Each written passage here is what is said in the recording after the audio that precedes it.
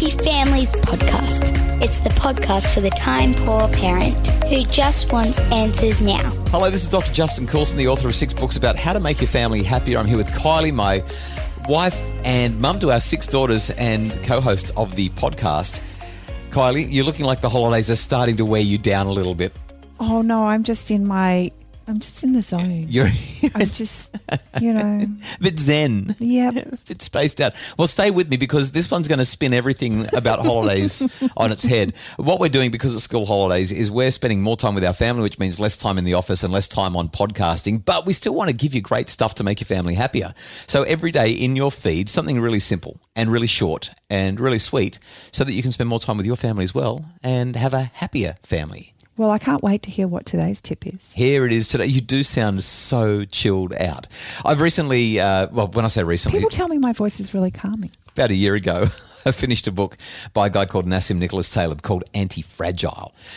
Really frustrating book to read, about 200 pages longer than it needed to be, but it had a fantastic central argument that kept me going all the way to the end in spite of the way it was written. And here's the main argument of this book, Anti-Fragile. In life, there are things that are fragile. Give me one example. Glass. Perfect example. Why? Because they break when there's randomness or volatility or stresses that are placed upon them. Or you drop it.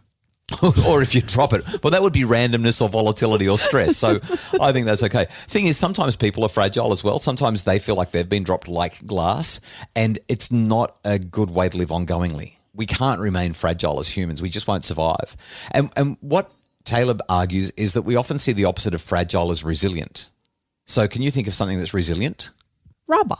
How did you come up with rubber? You're playing with a pencil. Well, yeah, it just bounces. Yeah, okay. Yeah, perfect. So to be resilient, like rubber, means that you stand strong in the face of adversity or trial or challenge.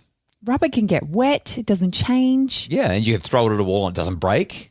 Like an eraser, it's kind of strong. If it's resilient, it doesn't break.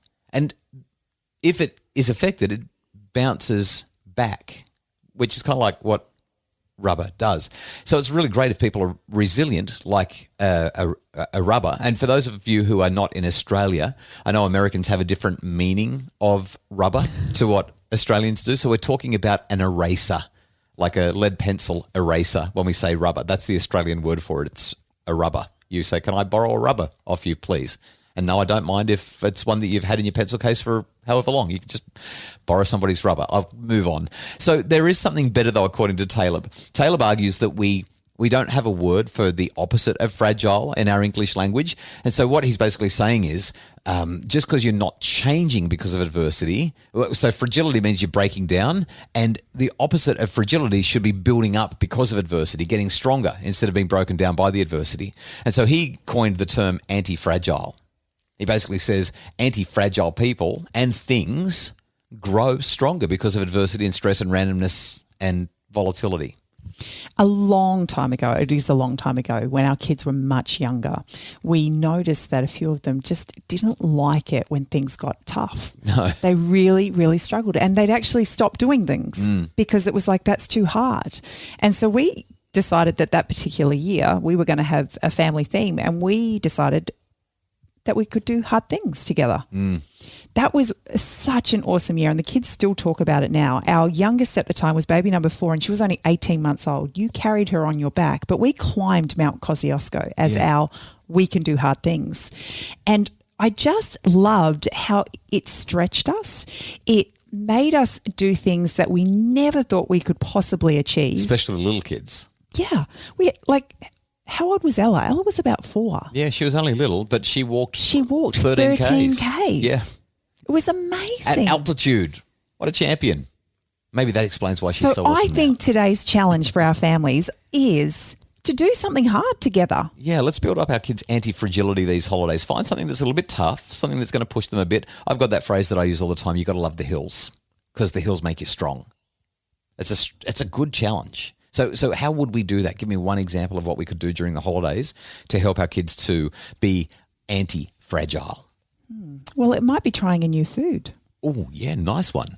Or maybe heading down to the park and going on that big slide that your toddler's been scared of all this time. Now, remember, don't push them into something that's going to traumatize them. Okay, we don't want to totally freak them out. I just had a vision then. Yeah, it's like, I'm never going to the park again. We want to make sure we don't traumatize them. But there's plenty of research that shows that if we can help kids to develop that competence, they become anti-fragile, which is even better than resilient, and they get stronger. Nice idea, hun. Thanks for mentioning. I wonder what we're going to do.